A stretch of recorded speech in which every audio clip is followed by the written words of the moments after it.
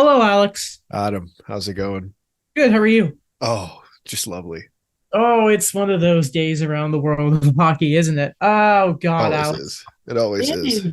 I think it is a very extreme spectrum today on the 2-on-1 podcast. Alex, I got excited because I was trying to use, as you know, my mic never works, and that's why I always sound like crap. I was trying to work on it today. The light came on, still wasn't showing up on Zoom though. So One thought day, thought we could have started the I episode with some believe. good news, but What? no. We'll get it one day, I Yeah, believe. I'm just looking at the side. We can't say this. We may or may not, but by the start of February, have a return, Yep. hopefully. So that could be good news, not too long away. But here are the topics we're going to talk about on the show today, or at least that I jotted down, Alex. If there's anything I've missed here, I feel like I'm missing something, but I can't quite remember. Read them Uh, out, maybe it'll come to mind. yeah. On the side of the Leafs, the very eventful game between the Florida Panthers and the Leafs last night. Yep. Some injury news also out of Toronto, and actually many injuries coming out of Montreal. Kent Hughes spoke today, and of course we'll go over the Winnipeg Jets Montreal Canadiens game last night. Besides that, where's the jingle, Alex? It's time to talk about the Vancouver Canucks because Jim Rutherford has spoken, and it was worse than I thought it'd be, Alex. But to begin, I think we should talk about the topic that is setting hockey Twitter ablaze at the moment. That is the Ivan Provorov stuff. Defenseman for the Philadelphia Flyers is normally in the news for the fact of what are they going to do with him one day. Um, you know, uh, all right. So here's how it is. Last night, Ivan Provorov was not participating in the Flyers warm up before the game. I believe he did play, which has been a contentious point for what I'm about to say here.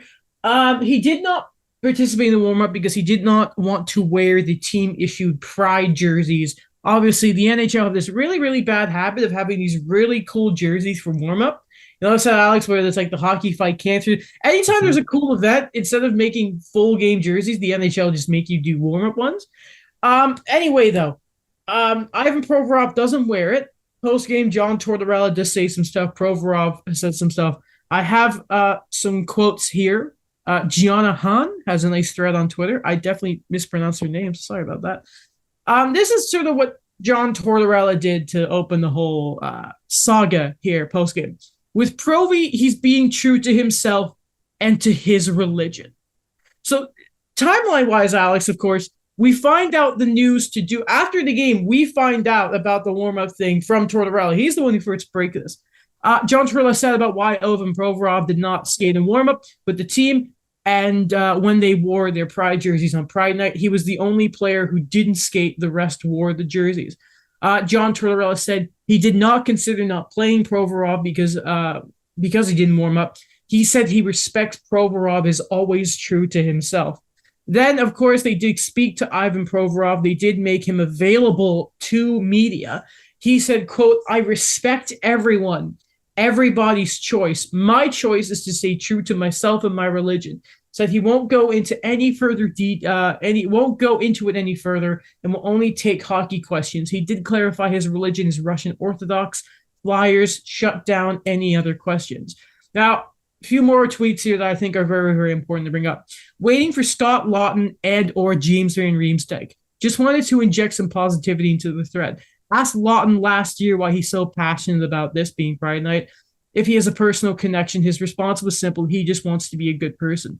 And then from Laughton, another quote here. I know Provy spoke. I know Torts did. Me and JVR just got back from a room with about 50 people from the community. Sorry to hear the dog, by the way. It was a great night, amazing initiative, and something that has been close to me for a long time. I know Reamer too, so I'm going to leave it at that. And then something else. I think we've had those conversations, and I think they're ongoing. And you know what? I think it's come for a long time or a long way. Those conversations will still happen, everything along with that. All right, Alex, you did tell me that while you were at the gym today, you were thinking about this topic. I'm going to mute myself so you can go on because Tubson is a very bad dog. All good. Yeah, it was just I was. I was trying to figure out how I want to convey my thoughts in the most appropriate manner, I guess would be the way I want to put it. It's just I have issue with the I personally have issue with the scapegoat of him using religion as the reason to think. Again, I'm not religious. I'm not going after anyone who is. I have friends and family who are, but I don't. I just if you do some research, as I did last night and this morning, just more so because I was curious about the views on LGBTQ plus community by some religions. It's very not the way that it's portrayed. So I think to me, it's a scapegoat. To me, I think it's a cop out to use that as an answer, frankly. Mm-hmm. I am not a pious individual, I'll say, Alex. But you know what? I'll never sort of give anyone crap for their religion unless I'm their faith. But what I will say about it is, the idea and what I ever hear about the idea of a faith in that and family and in togetherness, right? I think a gesture like that, it divides more than it does bring people together, in my opinion. And I think a good example of that is the debate that's going on, and some people being like the whole thing of his choice to do it. I think it's just a bit, I'm just, people can have their own opinions. I don't think we need to bring a light to any of it. But it just made me feel a bit yucky. I won't lie. I will say I think it's very good of Scott and Lawton to say what he did. Again, and Van Riemsdyk, they're doing their stuff. I like that. And just to think of, I respect everyone. I respect everyone's choices. That just sort of, yeah, but do you, Ivan? But do you? It's just, I want to believe everyone's a good person, Alex. But that just sort of, again, I'm not an expert about, Russian Orthodox and the religion itself. Hell, I don't know much about the Catholic religion, and I was, I think I'm technically Catholic, or I don't know much about it. It's not an area of my knowledge. I know too much about cap stuff, and in the league religion, I'm kind of blind. That's the line. That's the line. Man. It's like, hey, listen. Oh no, I'm not going to make a joke. Okay. Yeah, it just, I felt like a little yucky seeing. I also want to add. I always, I don't love it. I always laugh when I see the conversation of politics and sport. Mm-hmm. Because because you have to be you have to be blind, or you not literally, like you have to purposely block it out. Like it literally has been happening for decades. This idea that it hasn't been in sport until the last 10 years is a lie. Like it's a plain lie. And there's examples. The Olympics and the World Cup are prime examples of politics in sport. If you do the research on some of the bids and stuff like that, you'll understand that actually politics have been in sport for quite some time. So this idea, what it comes down to me personally, like what I've observed is what it comes down to is it your politics in sport? That's what it is. Like whenever the discussion comes up. So, and I'll use the example, like some people don't like the, it's not as contentious a subject, but not some people don't like necessarily the military stuff or the national anthem. That's a great example. Some people don't like it, right? Because it's been politicized. So you like the people kneeling for it? It's been politicized.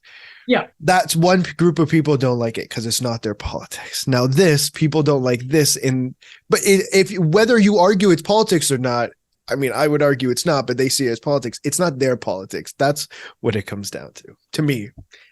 my observation.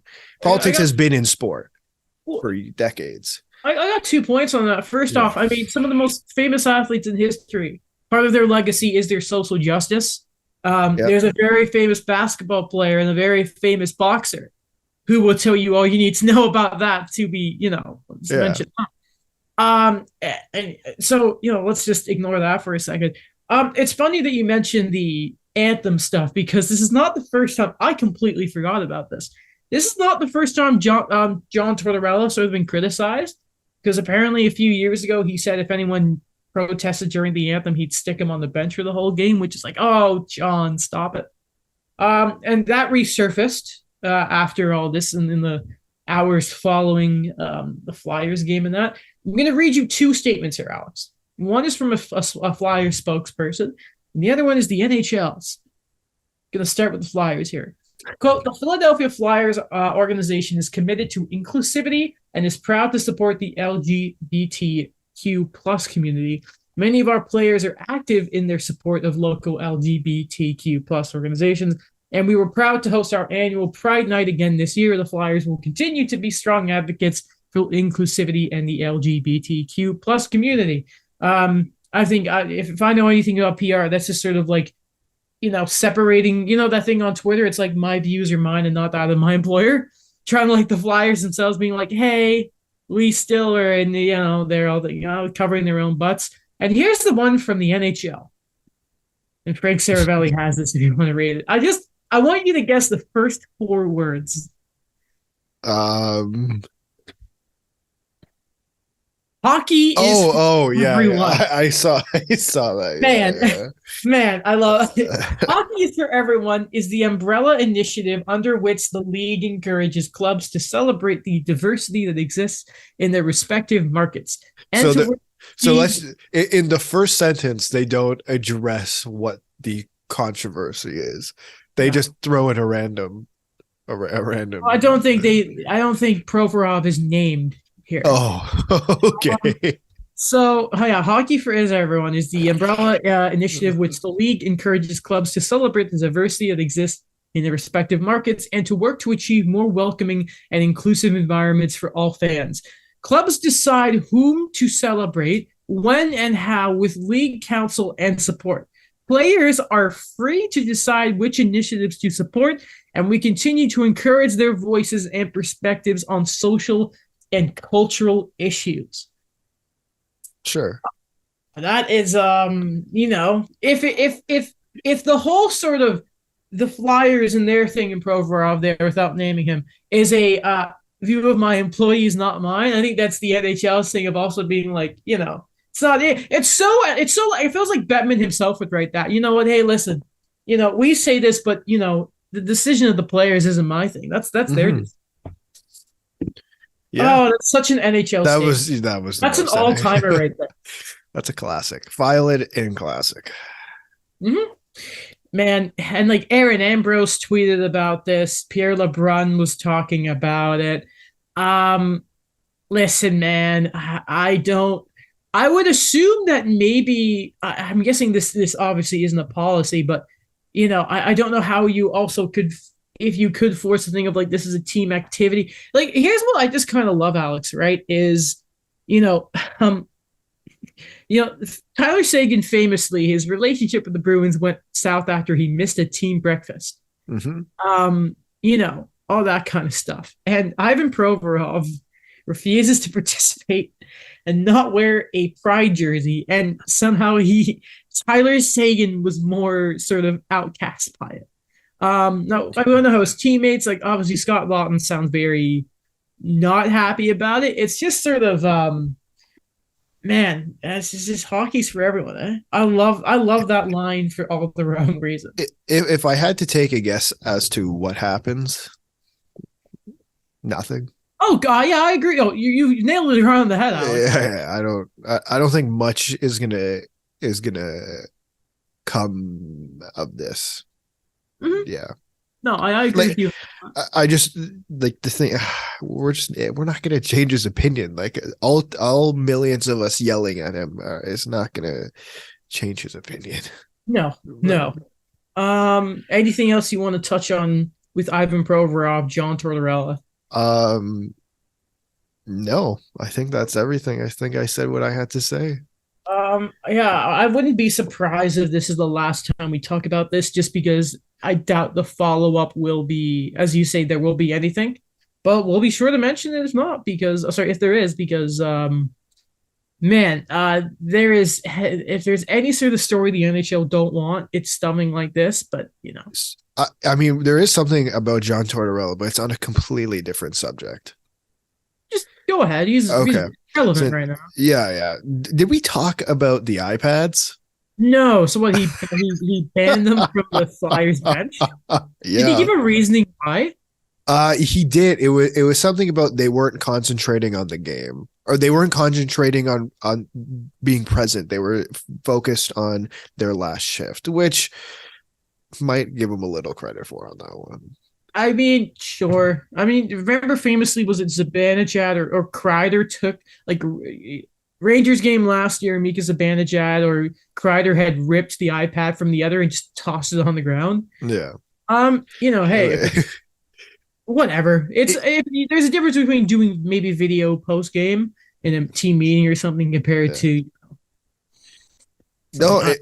I guess the reason I want to bring it up is so this is a series of John Tortorella moves, and it's created so much outrage.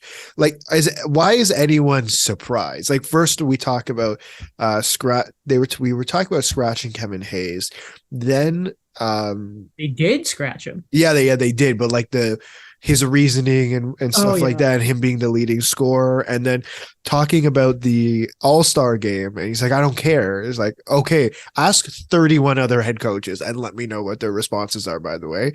And then taking the iPads away. It's like, guys, what did they bring John Tortorella in there to do? I don't care they're 7-3-0 in their last 10 games. What did they bring him in there to do? I think this is his last job. Last coaching job, I should say, because it's starting to feel a bit old manish.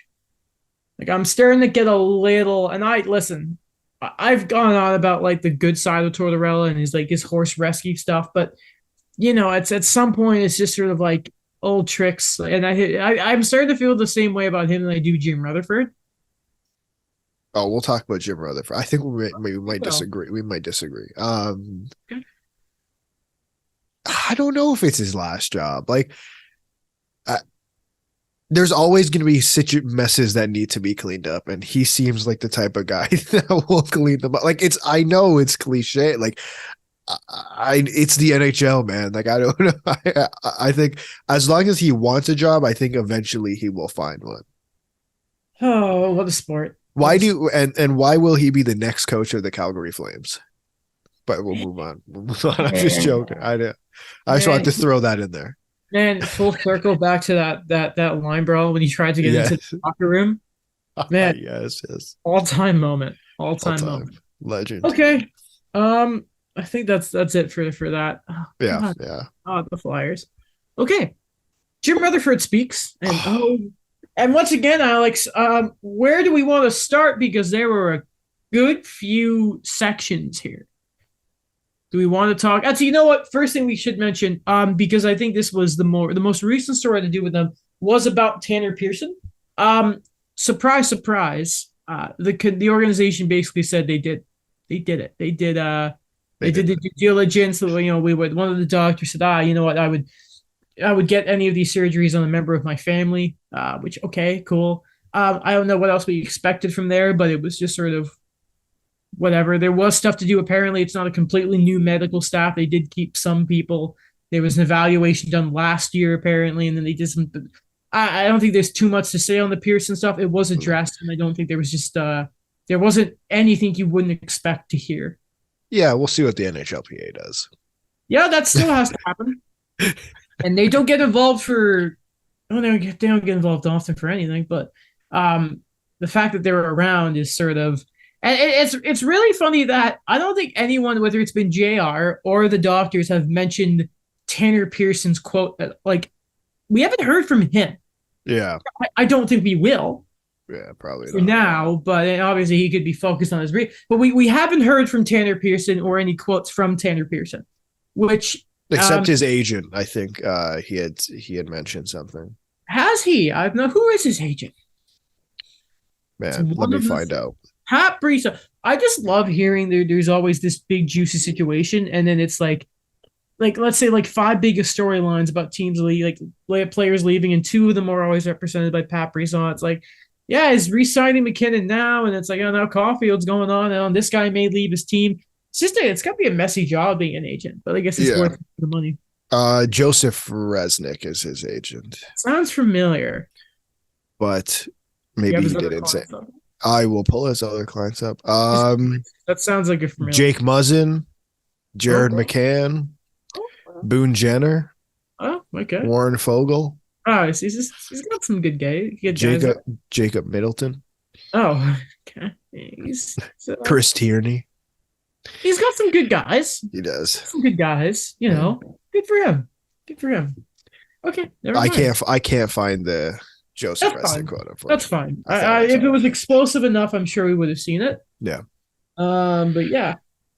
Okay. Where else with JR? Where do you want to go? Okay. So there's a quote. He said there was a conversation about rebuilding. Yes. So he said we're not rebuilding. I wouldn't want to use the word rebuild. I'd rather use the word retool or something like that. And we're not looking towards a rebuild. I'd rather call it a retool. Okay, fair. I can't believe how much outrage this has caused. So here's with the problem, and I heard Jeff Merrick made this point.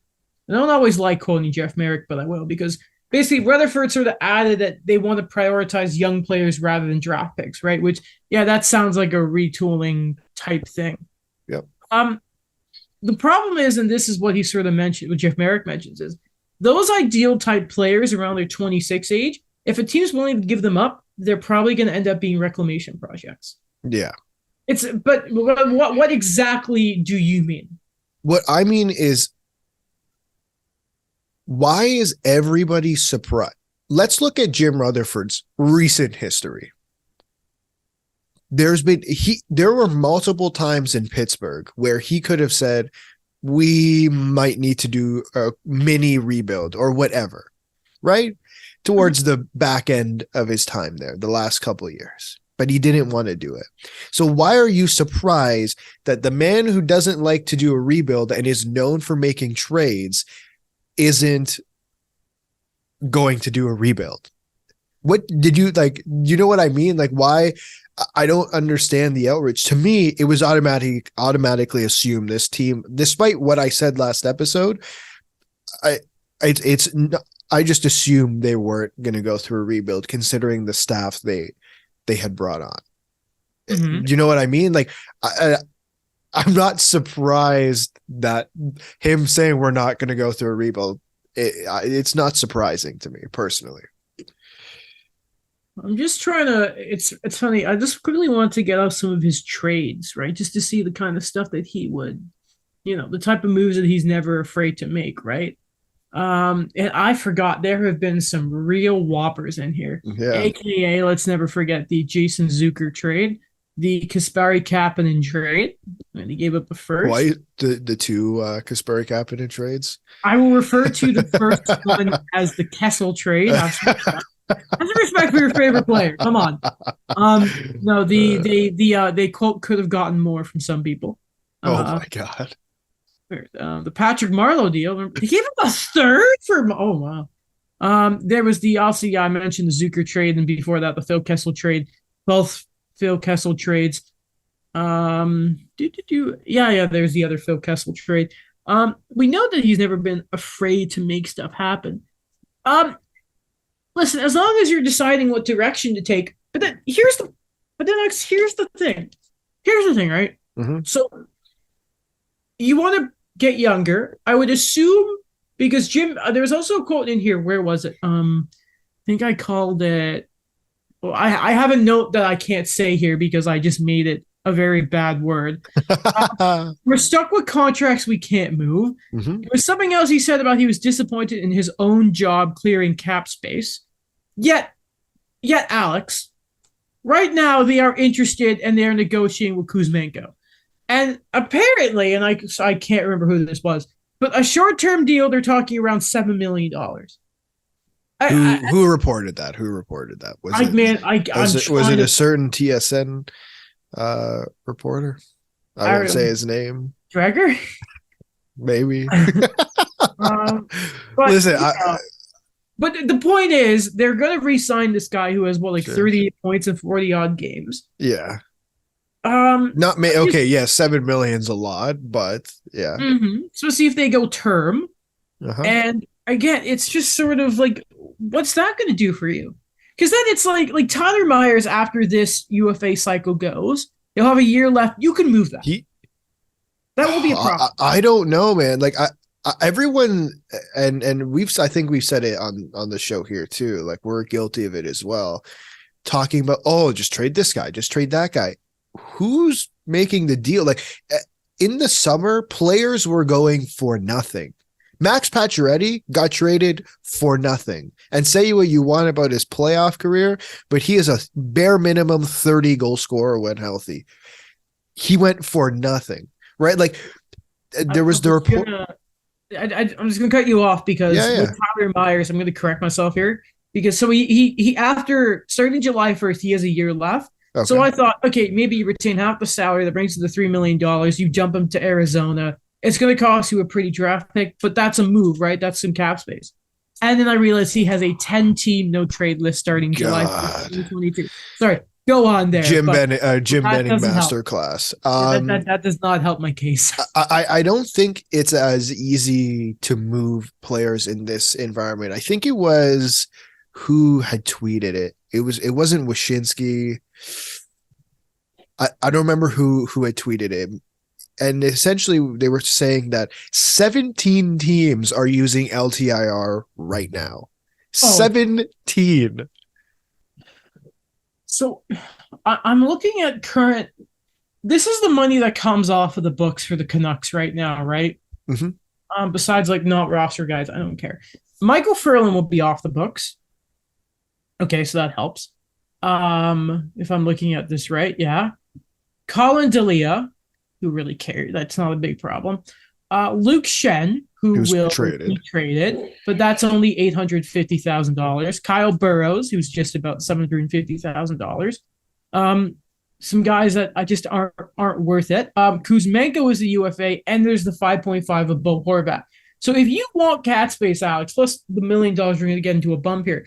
With the Canucks, and I don't think it's ever been. Here's the Canucks' biggest problem, right? Is for them, it's just save the money. How do you save cap? Don't spend it, because all that money that's going to come off the books, if we're to be believed, is just going to go straight to Kuzmenko. And JT Miller. And right. It starts next year. Oh, crap. So crap. I agree. And Professor, which you and I think Rutherford hinted at buyouts. You did that last year. Who did he buy out last year? So he hinted towards. He's like, we could use buyouts. Do it, man. Then do it. I don't know what the buyout looks like. I'm just gonna put it up right now. Is Oliver Ekman-Larsson going to be bought out? Man, so is that the one you're going to calculate quickly? Yeah. Please do. You do that. I'm going to do Tyler Myers. I have it here. So it's a wild cap hit. So it's 8 years. Jesus.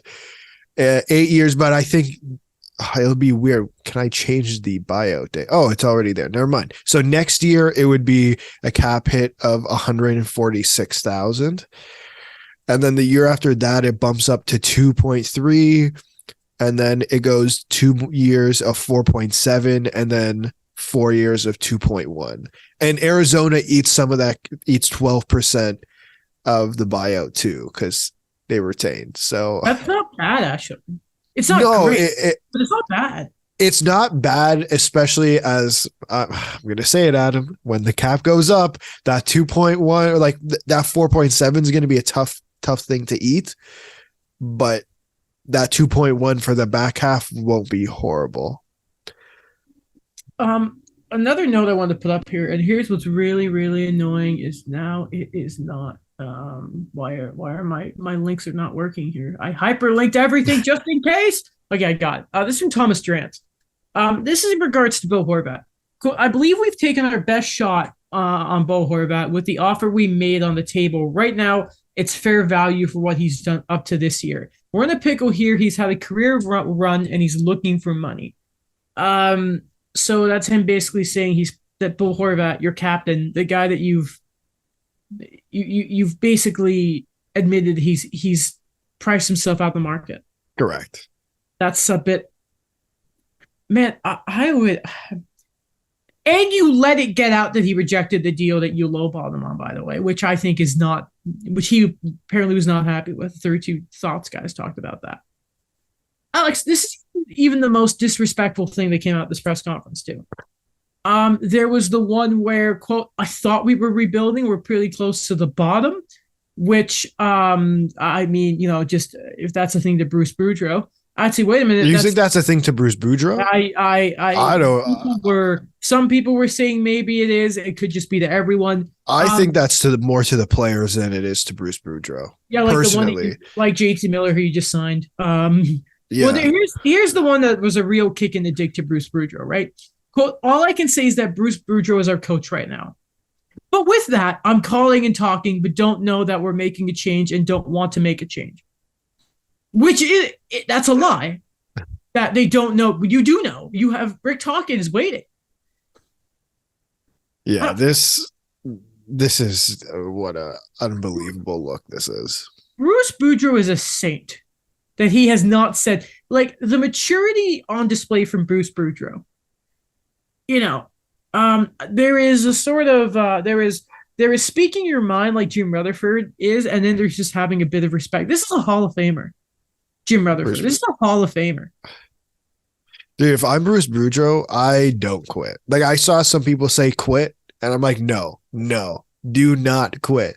If they are going to fire you, you let them fire you. You take their money. Like, you walk away with Francesco Aquilini's money, because you don't quit. You do not quit. I don't care. Because at the end of the day, like we were talking about this last episode, I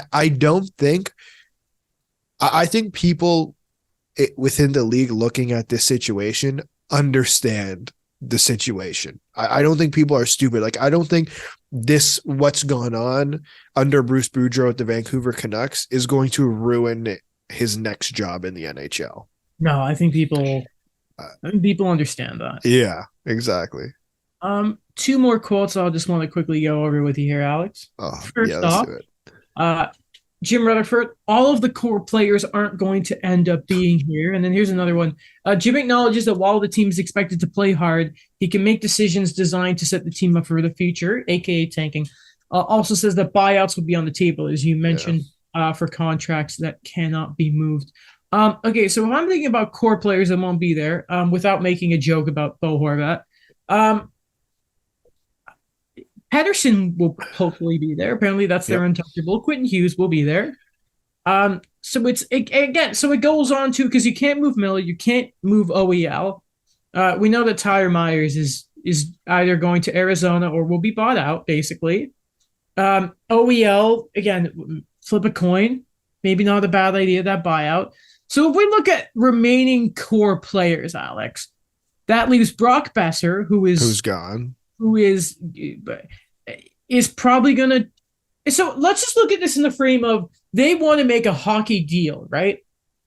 Okay. Yeah. So if we look at big names, I don't know if you're Thatcher Demko, if that does end up happening. I mean, that could get you some, but I really don't want to think they're going to do that.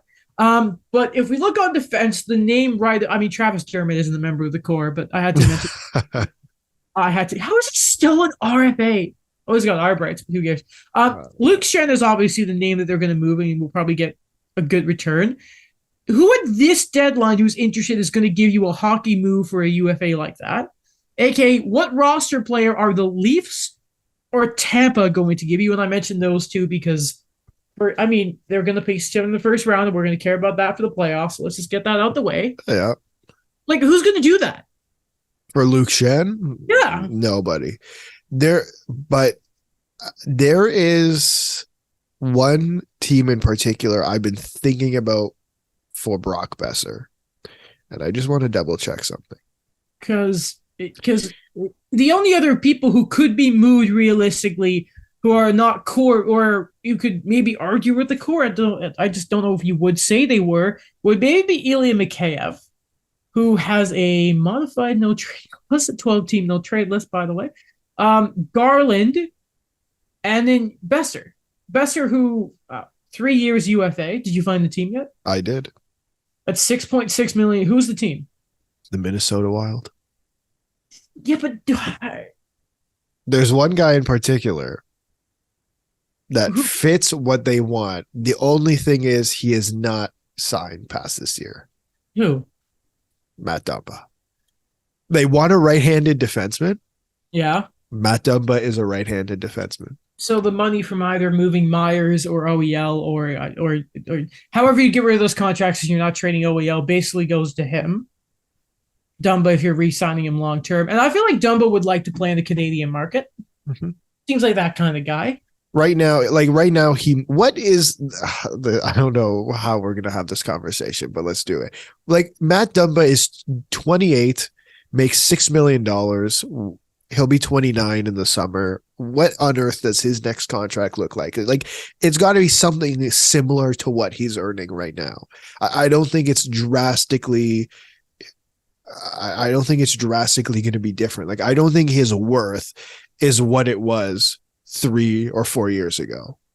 It's well, here's the thing is this year he's only at like 12 points. He hasn't, remember, he used to be the sort of like bell of the ball, everyone go get Matt Dumba. And I don't see it being much more than what he is now. I don't think he could command a Parayko deal or anything, but no. Unless the team's dumb enough to get. He is a right-handed defenseman, though. He is right-handed. We got to be.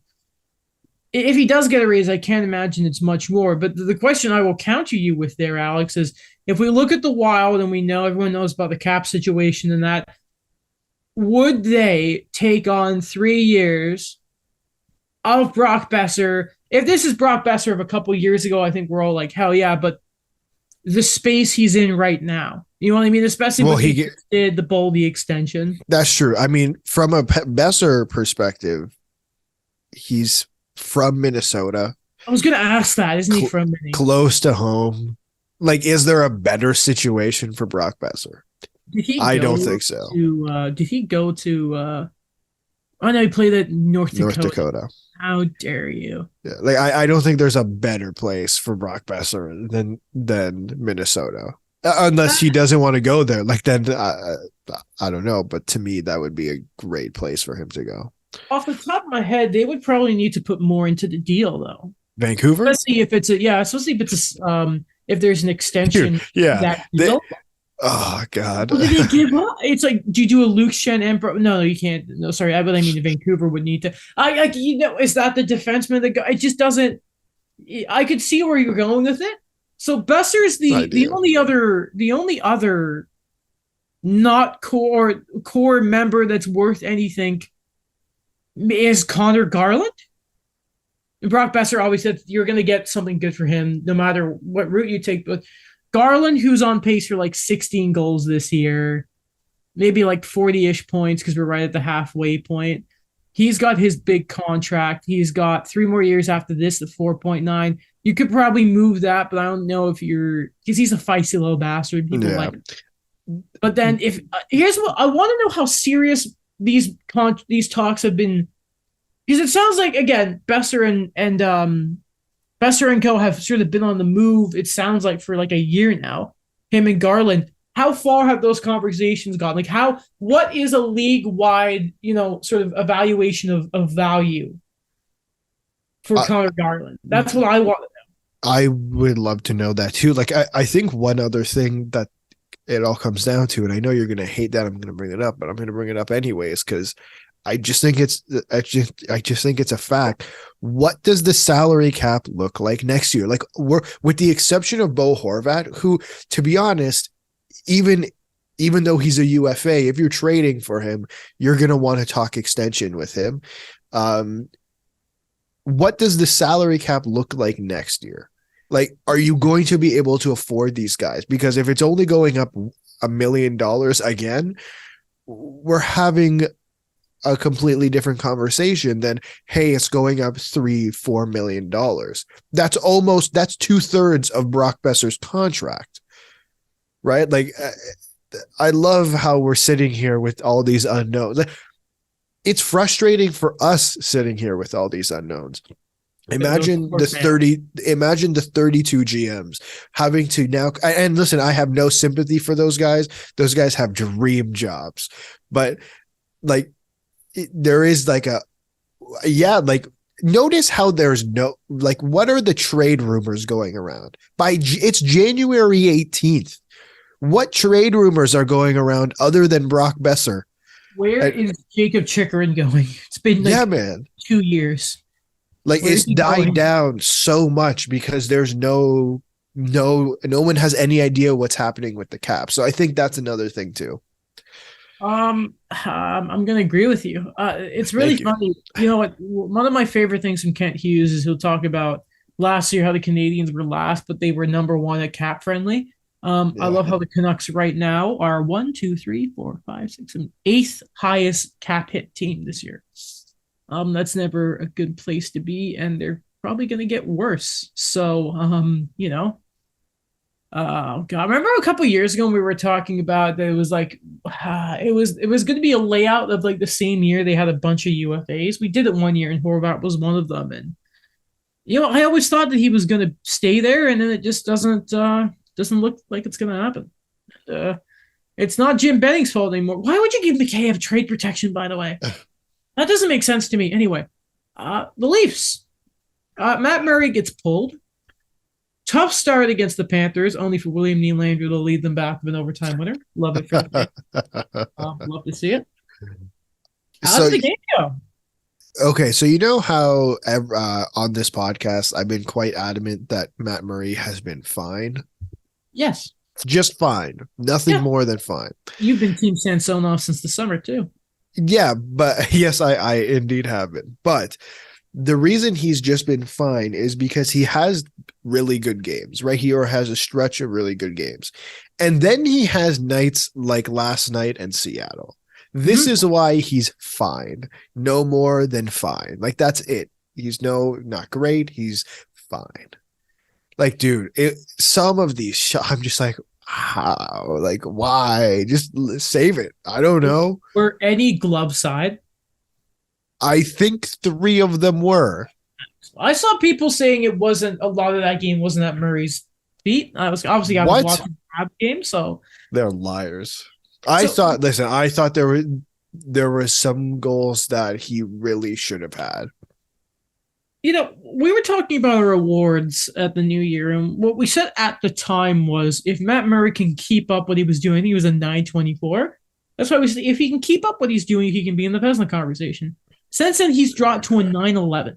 Mm-hmm. That's still good, but you can start seeing it's sort of it's a bit of a balancing act right now. It's back down together. I'm okay with it because then I don't have to eat this double spicy ramen that Yeah, damn it.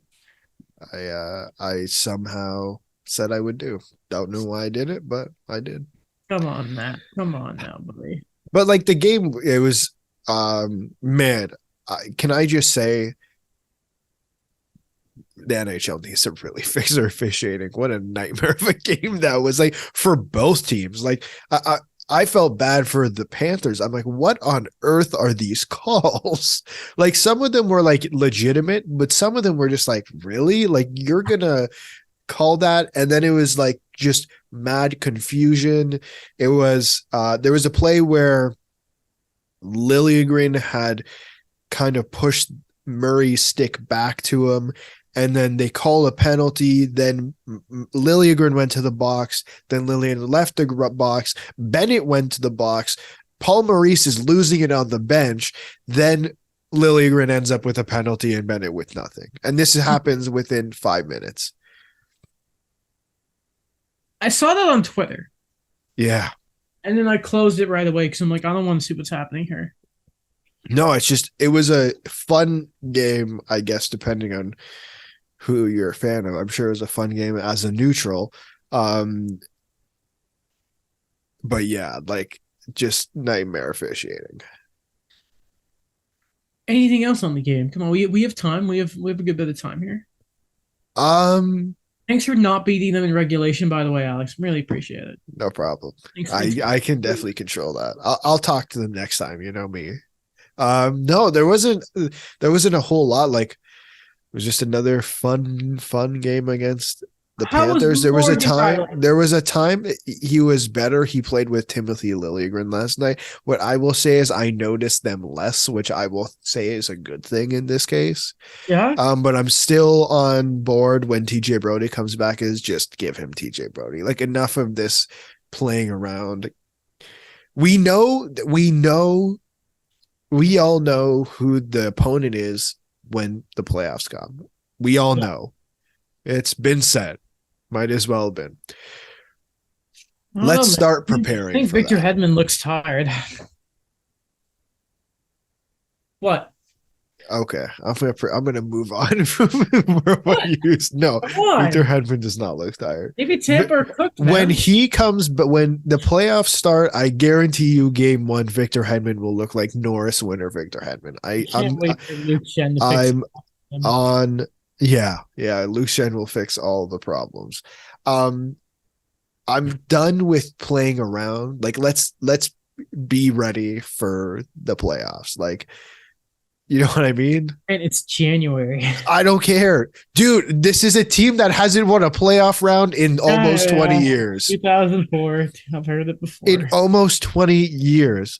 If you aren't prepared come April, oh my God. I just don't want to. They just win something to get this over with, man. God help me, if they lose in the first round, and they don't fire Keefe and Dubas, I swear to God, Twitter is going to be I'm deleting it. I'm deleting it. If they lose in the first round, I'm deleting Twitter. I don't care.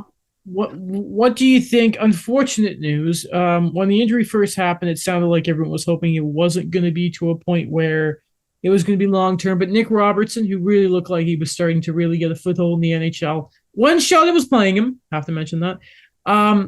He's out this season. Freaking bad luck. That poor guy cannot catch a break. Yeah, being drafted just before COVID, then playing in the AHL, getting injured. Yeah, it's just been tough injury luck for Nick Robertson, and hope he comes back better.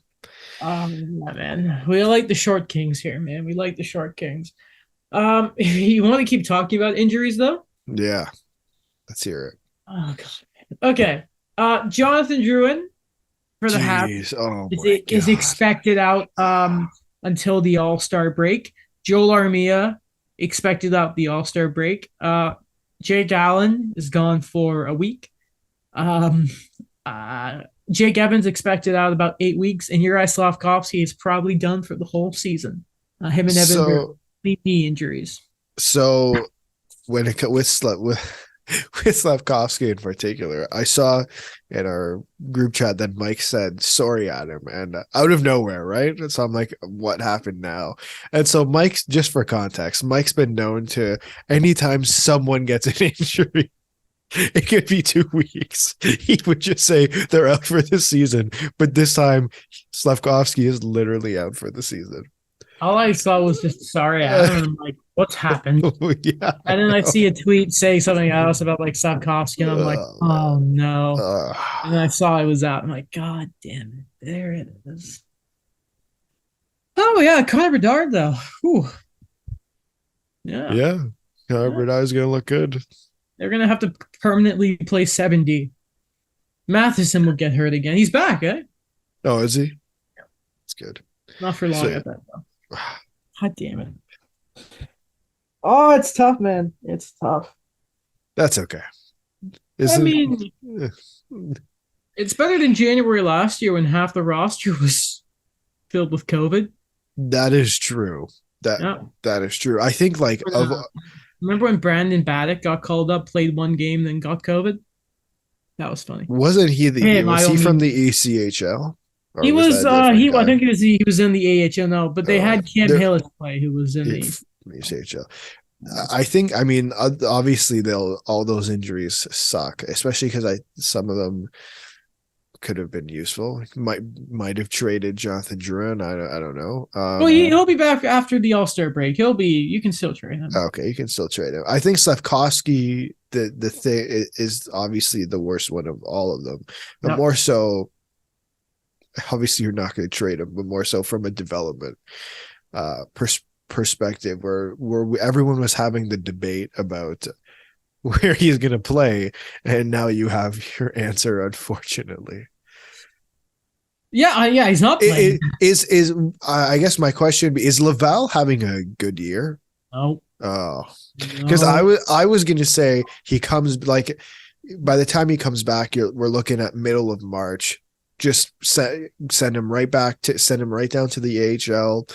Could be on a playoff run. Okay, no, never mind. It was a good. There could be a play in Laval, are probably not good. Which is annoying. They were supposed to be better this year, but yeah, that's unfortunate. Good at least. I'm still not convinced Réjean Houle. Not Réjean. That's his dad. Réjean Houle? No. Réjean Houle. His son, Jean-François Houle.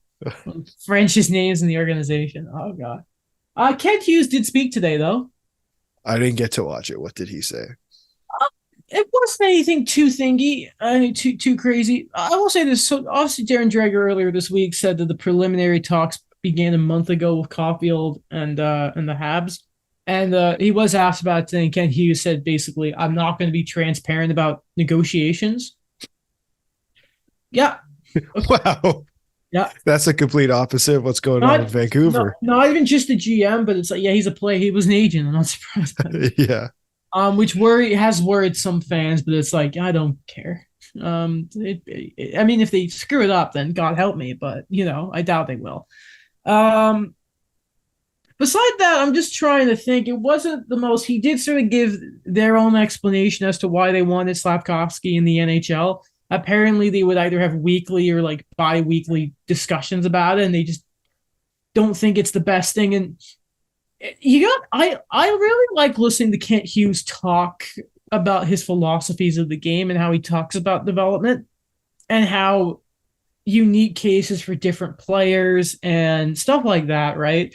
And he specifically mentioned the North American game. And then when you start thinking about stuff like NHL pacing and that, Alex, I still can't say for sure if he should be in the AHL anymore. I've just been going so much back and forth because I want to trust this team so much. And Ken Hughes mentioned right now, the thing of, and this is something Adam Nicholas has mentioned, their guy who's part of player development, about like not having to think about when you're playing the game, right? And just going off instincts and like you wonder, can that only be developed in the NHL and that? And I'm just so scarred from Bergevin. I still think it's ridiculous to compare it to the Kotkaniemi stuff. I really do think it is because I think there's so many different philosophical things there. Like this is a team who's in like seventh last and they're like blasting music after they beat the Jets. Like there's such a different atmosphere around the team. Like it's just one of those things where you try and have a concrete your own opinion, but man, I don't know.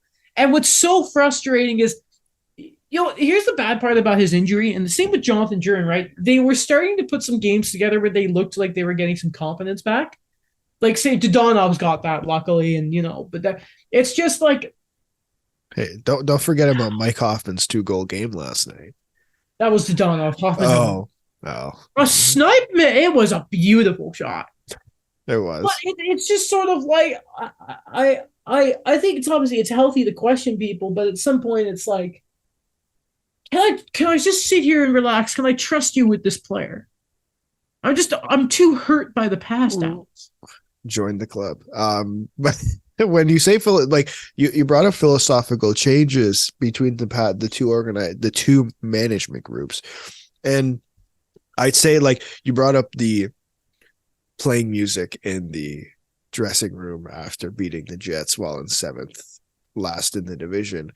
And like, I think people, it's been accepted because no one thought they were going to be a good team this year. Like this was the plan. Whereas under Bergevin, there was no acceptance to be bad. It was, we're going to try to be good and try to make a run, even though there was times where it's like, you probably should just commit to something. That's not mediocrity. You know what stands out to me, Alex, as you're mentioning that is, do you remember that episode of Agent Provocateur when Max Pacioretty was on? You saying, Yep. what bad days when you're in Montreal, like you're sitting there with the boys and you're complaining about the weather and the construction, which, as soon as we lived in Montreal, when all that comes together, it's not fun. And how miserable it can be. And you think of right now in Montreal, this is not a good hockey team. But the message is so understood that they're still enjoying coming to the rink. Like, I think that's important for development, man. It's not even just a thing of like, listen, you can have the argument about like the lack of production being a problem in that, and to the organization, it's not, at least. But like by the end of it, Kotkaniemi didn't want to stay, and they went to the finals. Like, because there was such a thing of they didn't trust how they developed him. There's a good relationship, and we talked about earlier this year, Kent Hughes and speculating maybe he doesn't want to upset Slafkovsky. I'm wondering if I misinterpreted a thing of like, I should trust the GM who was an agent and whole thing was basically taking care of players and understanding not their wants, but their needs as people. That's a big difference I think you can see so far, is like, you shouldn't hate being a Montreal Canadian. And, you see guys leave and they're always like, oh, it's so fun here. The fans are this, whatever. But it's different. Like, it's something special going to work and enjoying it instead of just, oh God, gotta go. Oh God, we got Tampa tonight. Solid 4-1 loss going to come up here. It's just, again, there are clearly good steps, and is production everything? No, but God, you'd love to see a bit more. You know what I mean? It's just, it's testing my faith in them, not in a bad way. You know what I mean? I'm not completely upset with them. But yeah, because there's no matter what, there is no guarantee of success. Like, there's nothing is 100%. And like, I think this goes with any team. I'm not just, we're talking about Montreal, so I'm singling out Montreal, but they have this cupboard of prospects, right, who aren't in the NHL yet or not in the AHL yet. There is no guarantee of success for any of them, right? Like that's always going to be a thing, no matter team, no matter management group, no matter organization, whatever, no guarantee of success. So Eric Engels actually asked Jack Hughes, what do you think of your guys outside of Montreal? And he's like, I think we have a good thing here, but he's like, and he said the same thing. He's like, until they play in the NHL, there's no guarantee. Right. And it's just, I would really encourage people to just like, you'll listen to Kent Hughes talk, and it doesn't feel like he's trying to BS you.